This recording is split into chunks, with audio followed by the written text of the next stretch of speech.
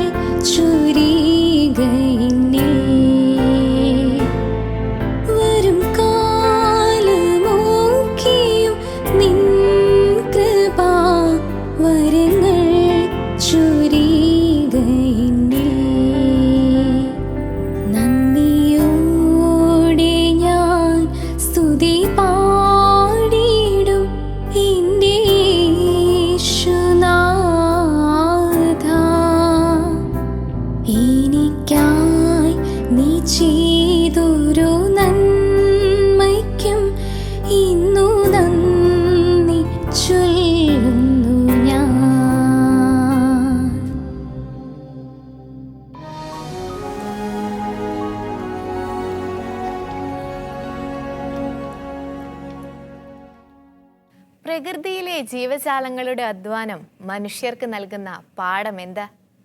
Father സിറിയക്കോട്ടയിലാണ് ഇന്ന് നമ്മോട് സംസാരിക്കുന്നത്. കാണാം തോട്ട്സ് ഫോർ ലൈഫ്.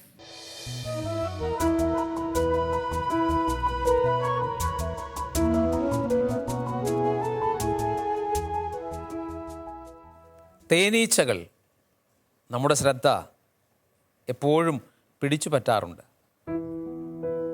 ഞാൻ താമസിക്കുന്ന കെട്ടിടത്തോട് ബന്ധപ്പെട്ടും 1-2 തേനീച്ച കൂടുകളുണ്ട്. വൻതേനീച്ചകളാണ്. ചില കാലത്ത് അവ കൂട്ടമായി പറന്നു വരും. എത്രയോ ദിനങ്ങൾ കൊണ്ടാണ് തേൻ കൂട്ടിവയ്ക്കാൻ വേണ്ടി അവർ കൂടുകൂട്ടുന്നത്. മനോഹരമാണ് ആ കൂട് കാണാൻ, തേനീച്ച കൂട്. നിരന്തരമായ അധ്വാനം അതിൻ്റെ പിന്നിലുണ്ട്. ഈ ഈച്ചകൾ അവയുടെ കുഞ്ഞുങ്ങൾക്ക് വേണ്ടി കരുതി വയ്ക്കുന്നതാണ് ഈ തേൻ എന്നാണ് പറയുന്നത്. യഥാർത്ഥത്തിൽ വലിയ വ്യവസായത്തിന്, തേൻ വ്യവസായത്തിന് ആധാരം ഈ പാവം തേനീച്ചകളുടെ അധ്വാനമാണ്. ഇതുപോലെ തന്നെയാണ് പക്ഷികൾ കൂടുകൂട്ടുന്നത്. എത്ര ദിനങ്ങൾ എടുക്കുന്നു, എത്രമാത്രം ക്ഷമയോടെയാണ്, ശ്രദ്ധയോടെയാണ് തങ്ങളുടെ കുഞ്ഞുങ്ങൾക്ക് വേണ്ടി അവർ കൂടുകൂട്ടുന്നത്. നിസ്സാരമായ ഒരു 8 വല നമ്മൾ രാവിലെ നമ്മുടെ വീടിനോടനുബന്ധിച്ചുള്ള സ്ഥലങ്ങളിലൂടെ നടക്കുമ്പോൾ ഈ 8 വലകൾ കാണാം. മനോഹരമാണ് ആ 8 വലകൾ കാണാൻ. പക്ഷെ എത്ര നേരം കൊണ്ട് ശ്രദ്ധയോടെയാണ് ഈ ഒരു 8 വല നെയ്തെടുക്കുന്നത്.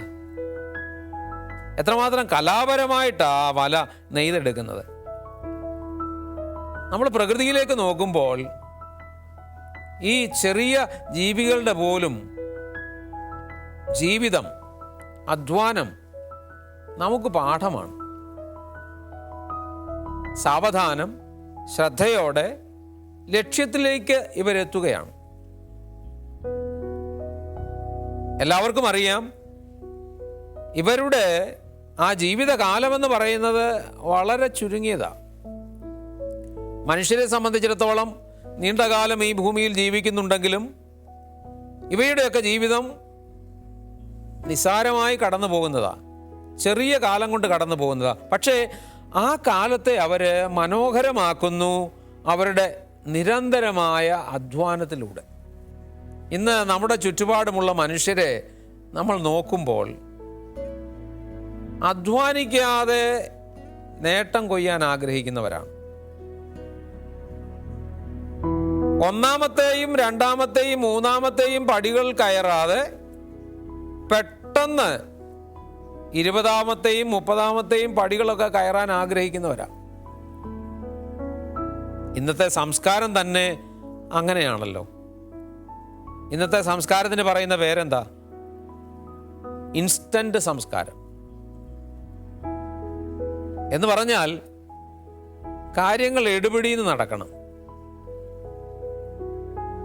അതിൻ്റെ ഒരു ബാഹ്യ കാര്യമാണ് ഈ തട്ടുകട. എടുപിടിയിൽ നിന്ന് ഭക്ഷണം കിട്ടും. ചില കുടുംബനാഥകൾ ഉൾപ്പെടെയുള്ള ആളുകൾ ഇങ്ങനെ തട്ടുകടകളിലേക്ക് ആഹാരം കഴിക്കാൻ പോകാറുണ്ട്. അവിടെ ചെന്നിട്ട് ഈ കുടുംബനാഥ ഉൾപ്പെടെ പറയുന്നത് എന്താ? ഞങ്ങൾക്ക് ഇച്ചിരി തിരക്കുണ്ട്, എത്രയും പെട്ടെന്ന് ഒന്ന് തരണം. പക്ഷേ ഈ കുടുംബനാഥയ്ക്ക് അറിയാം ഒരു ഭക്ഷണം പാകം ചെയ്ത് എടുക്കാൻ ഇത്രയും സമയം വരുമെന്ന്. സാധാരണ 1/2 മണിക്കൂർ 3/4 മണിക്കൂർ ഒക്കെ ഒരു ഭക്ഷണം പാകം ചെയ്യാൻ എടുക്കുമെന്ന് അറിയാവുന്ന ഈ കുടുംബനാഥയും തൻ്റെ കൂടെ വന്നവരുടെ കൂടെ എന്താ പറയുന്നത്? എത്രയും പെട്ടെന്ന് തരണം, ഞങ്ങൾക്ക് തിരക്കുണ്ട്. എല്ലാവർക്കും പെട്ടെന്ന് കാര്യങ്ങൾ നടക്കണം. അതിനുവേണ്ടി അധ്വാനിക്കാൻ മനസ്സില്ലാതെ പോകുന്നു. നിരന്തരമായ അധ്വാനം നമ്മെ നീണ്ടു നിൽക്കുന്ന സന്തോഷത്തിലേക്ക് എത്തിക്കും. നീണ്ടു നിൽക്കുന്ന സന്തോഷം നിനക്ക് വേണമോ? നിരന്തരമായ പരിശ്രമം വേണം, നിരന്തരമായ അധ്വാനം വേണം. ഈ പ്രകൃതിയിലുള്ള സസ്യങ്ങളും ജീവജാലങ്ങളും എല്ലാം നമുക്ക് തരുന്ന പാഠം അതാ. എവറസ്റ്റും മറ്റും കീഴടക്കിയ ആളുകളെ കുറിച്ച് നമ്മൾ പഠിച്ചിട്ടില്ലേ? പർവ്വതാരോഹകർ. ഈ പർവ്വതാരോഹകര് ഒരു ദിവസം പെട്ടെന്ന് ഈ മലയുടെ മുകളിലേക്ക് കയറുകയാണോ? അവരെത്ര ദിവസത്തെ ഒരുക്കം നടത്തുന്നുണ്ട്, എത്ര ദിവസം ഒരുങ്ങി തയ്യാറെടുത്താണ് ഇവര് ഈ പർവ്വതത്തിൻ്റെ താഴത്തെ തട്ടിൽ നിന്ന് മുകളിലേക്ക് പോകുന്നത്. എത്ര ശ്രദ്ധയോടെയാ. ഈ പോകുന്ന വഴിക്കൊക്കെ അപകട സാധ്യതയുണ്ട്. പക്ഷേ നിതാന്ത ജാഗ്രതയോടെ അവര് ലക്ഷ്യത്തിൽ കണ്ണുവെച്ച് മുമ്പോട്ട് പോവുകയാണ്. അപകടം മുമ്പിലുണ്ടെങ്കിൽ പോലും അവര് ശ്രദ്ധയോടെ നീങ്ങുന്നത് കൊണ്ട് അവയൊക്കെ തരണം ചെയ്തു പോകാൻ അവർക്ക് സാധിക്കുന്നു. സാവധാനം സാവധാനം വളരെ ശ്രദ്ധയോടെ ദാ ഉയരങ്ങളിലേക്ക് ഇവര് നടന്നു നീങ്ങുകയാണ്. സാമ്പത്തികമായിട്ടൊക്കെ വളർച്ച പ്രാപിക്കാൻ ആഗ്രഹിക്കുന്ന മനുഷ്യരുണ്ട്. അവരെക്കുറിച്ച് ഞാൻ പറയാൻ ആഗ്രഹിക്കുന്നത് ലോട്ടറി സംസ്കാരമുള്ളവരെന്നാണ്. നിങ്ങളിൽ ചിലരെങ്കിലും ലോട്ടറി എടുത്തിട്ടുണ്ടാവും. Lottery ticket. സാധാരണ ലോട്ടറി ടിക്കറ്റ് എടുക്കുന്ന ഒരുവൻ്റെ മനസ്സിൽ ചിന്ത എന്താണ്? എടുപിടിയുന്ന കുറേ പൈസ കൈ കിട്ടണം. ടിക്കറ്റ് എടുക്കുന്ന ആൾ അറിഞ്ഞോ അറിയാതെയോ വിചാരിക്കുന്നുണ്ടത്. എടുപിടിയുന്ന പണക്കാരനാകണം, അധ്വാനിക്കാതെ കയ്യിൽ കുറേ പണം വന്ന് വീഴണം. അതിനു വേണ്ടിയിട്ടുള്ള ആഗ്രഹമാണ് ലോട്ടറി സംസ്കാരം. അതുകൊണ്ട് നാളെ എനിക്ക് വലിയ ആളാകണം, നാളെ എനിക്ക് കുറേ സമ്പാദിക്കാൻ പറ്റണം, എനിക്ക് ക്ഷമയില്ല. ഇങ്ങനെ പോകുന്ന ആളുകൾക്ക് എവിടെ വിജയിക്കാൻ പറ്റും? പ്രിയ സഹോദരങ്ങളെ, ഈ പ്രകൃതി നൽകുന്ന സന്ദേശം നിരന്തരമായ ശ്രദ്ധയുടേതാണ്, നിരന്തരമായ കാത്തിരിപ്പിൻ്റെതാണ്. വിദേശത്തൊക്കെ നമ്മുടെ ബന്ധുക്കള് ജോലിക്ക് വേണ്ടി പോയിട്ട് അവർ തിരിച്ചു വരുന്നില്ലേ? അവർ കാത്തിരിക്കുക. എന്തിനാ? വീട്ടിൽ ചെന്ന് ഭാര്യയും മക്കളെയും ബന്ധുക്കളെയൊക്കെ കാണാൻ. നിതാന്തമായ ഒരു കാത്തിരിപ്പ്, നീണ്ട ഒരു കാത്തിരിപ്പുണ്ട് അവരെ സംബന്ധിച്ചിടത്തോളം. ഞാൻ ഈ കുട്ടനാടൻ മേഖലയിലൂടെയൊക്കെ യാത്ര ചെയ്തിട്ടുണ്ട്.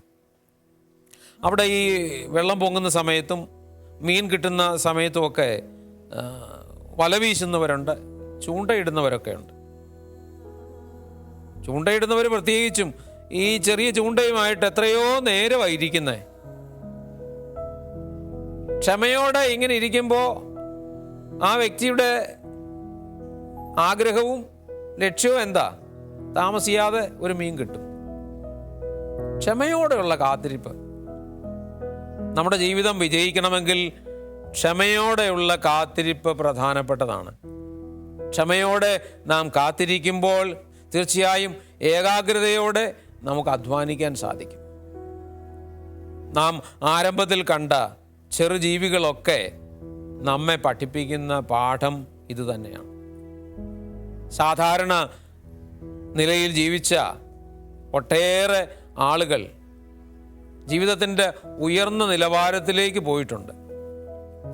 നമ്മുടെ കേരളത്തിലും ഇന്ത്യയിലെ മറ്റ് സംസ്ഥാനങ്ങളിലുമൊക്കെ IAS, IPS തലങ്ങളിലേക്ക് ഉയർന്ന ആളുകളിൽ കുറേ പേരെങ്കിലും തങ്ങളുടെ ജീവിത അനുഭവം പങ്കുവച്ചിട്ടുണ്ട്. താഴ്ന്ന നിലയിൽ നിന്ന് ഉയർന്ന നിലയിലേക്ക് അവർ വരാൻ കാരണം നിരന്തരമായ പരിശ്രമമാണ്, ക്ഷമയോടെയുള്ള കാത്തിരിപ്പാണ്, പടിപടിയായുള്ള കയറ്റമാണ്. നമുക്കും ഇത് സാധിക്കും എൻ്റെ പ്രിയ സഹോദരങ്ങളെ. ഇത്തരത്തിലുള്ള നേട്ടങ്ങൾ കൈവരിക്കുന്ന ആളുകളെ കണ്ടിട്ട് നാം അസൂയപ്പെടേണ്ട. ഇവർക്കൊക്കെ ഇത് കിട്ടിയല്ലോ, ഞാൻ എവിടെ കിടക്കുന്നു എന്ന് ചിന്തിക്കേണ്ട. ഇവർക്കൊക്കെ ഇത് സാധിച്ചെങ്കിൽ എനിക്കും സാധിക്കും എന്നുള്ള ആത്മവിശ്വാസത്തോടെ നമുക്ക് മുന്നേറാൻ പറ്റും. പക്ഷേ നിരന്തരമായ പരിശ്രമം ആവശ്യമാണ്. അതുകൊണ്ട് തന്നെ നമ്മൾ സ്വപ്നം കാണുന്നവരാവണം. നമ്മൾ എപ്പോഴും ആദരിക്കുന്ന ഭാരതത്തിൻ്റെ രാഷ്ട്രപതിയായിരുന്ന അബ്ദുൽ കലാം, അദ്ദേഹം തൻ്റെ അഗ്നിച്ചിറകുകൾ എന്ന പുസ്തകത്തിൽ എഴുതി വച്ചിരിക്കുന്നത് സ്വപ്നം കാണാനാണ്.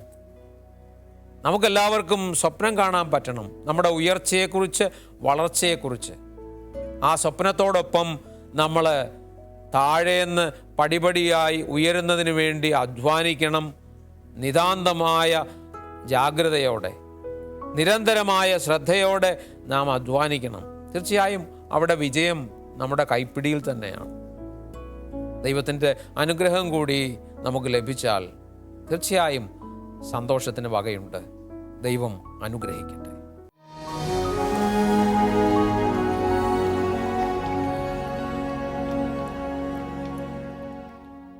പോസിറ്റീവ് വൈബ്സിൽ നിഷ ചേച്ചി റെഡിയാണ്. കാണാം പുതിയൊരു വീഡിയോയും അതിലെ ദൈവചിന്തയും.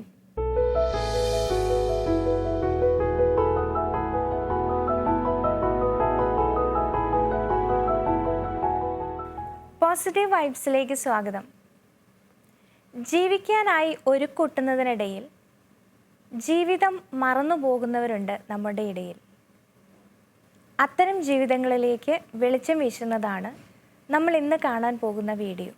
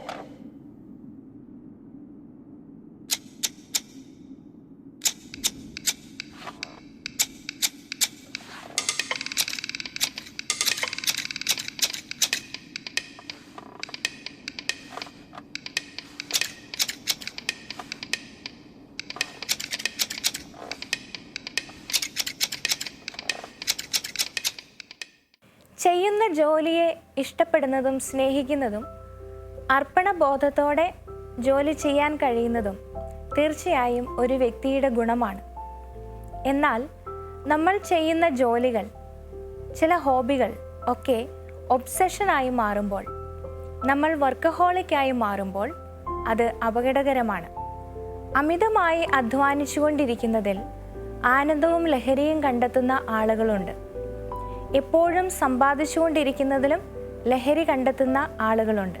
കുറച്ചു കഴിയുമ്പോൾ ഈ അമിത അധ്വാനത്തോടൊപ്പം അമിത വേഗത്തിൽ തീർന്നു പോകുന്ന തങ്ങളുടെ ജീവിതത്തെ അവർ തിരിച്ചറിയാതെ പോകും. തങ്ങളെ തന്നെയോ മറ്റുള്ളവരെയോ കരുതാനും ജീവിതത്തിൻ്റെ നല്ല നിമിഷങ്ങളൊന്നും ആസ്വദിക്കാനും കഴിയാതെ എപ്പോഴും അധ്വാനത്തിൽ മുഴുകിയിരിക്കുന്നവർ തങ്ങളുടെ ജീവിതം കൈവിട്ടു പോയി എന്ന് തിരിച്ചറിയുമ്പോഴേക്ക് പലപ്പോഴും വളരെ വൈകിയിരിക്കും. കൊറോണ തുടങ്ങിയ സമയത്ത് ഒരു ബിസിനസ്സുകാരൻ പങ്കുവച്ചത് ഓർമ്മയുണ്ട്. ഇത്രയും കാലം ഞാൻ ഓടിയിരുന്ന ഒരുപാട് ഓട്ടങ്ങൾ ആവശ്യമില്ലാത്തതായിരുന്നു എന്ന് ഈ കൊറോണ കാലം എനിക്ക് തന്ന ബോധ്യമാണ്. ഇനിയുള്ള കാലം അനാവശ്യമായ കുറേ ഓട്ടങ്ങളൊക്കെ നിർത്തിവെച്ച് കുടുംബത്തോടൊപ്പം കൂടുതൽ സന്തോഷത്തോടെ ജീവിതം ചെലവഴിക്കണം എന്നാണ് ഞാനെടുത്ത തീരുമാനം. ഒരു ദിവസം പോലും വിശ്രമിക്കുന്നത് വലിയ നഷ്ടമായി കാണുന്നവരായിരിക്കും വർക്കഹോളിക്കായിട്ടുള്ള ആളുകൾ. എന്നാൽ 6 ദിവസത്തെ അധ്വാനത്തിന് ശേഷം ഒരു ദിവസം പരിപൂർണ വിശ്രമത്തിനായി മാറ്റിവെക്കുകയും ആ ദിവസത്തെ പ്രത്യേകമായി അനുഗ്രഹിക്കുകയും ചെയ്ത ഒരു ദൈവത്തെയാണ് വിശുദ്ധ ഗ്രന്ഥത്തിൽ നമ്മൾ കാണുന്നത്. അനേക നാളുകളായി നമ്മെ തന്നെയും നമ്മുടെ കൂടെയുള്ളവരെയും കരുതാനും സ്നേഹിക്കാനും നമുക്ക് സമയം കിട്ടിയിട്ടില്ല എങ്കിൽ, ജീവിതത്തിൻ്റെ നല്ല നിമിഷങ്ങളൊന്നും ആസ്വദിക്കുവാൻ നമുക്ക് സാധിച്ചിട്ടില്ല എങ്കിൽ, ഒരു തിരിഞ്ഞു നോട്ടത്തിന് സമയമായിരിക്കുന്നു, ഒരു ബ്രേക്ക് എടുക്കാൻ സമയമായിരിക്കുന്നു. ഇല്ലെങ്കിൽ ജീവിക്കാനായുള്ള ഒരു കൂട്ടലിനിടയിൽ നമ്മുടെ ജീവിതം നമ്മളറിയാതെ പെട്ടെന്നങ്ങ് തീർന്നു പോകും. ഒടുവിൽ അവശേഷിക്കുന്നത് നഷ്ടബോധം മാത്രമായിരിക്കും.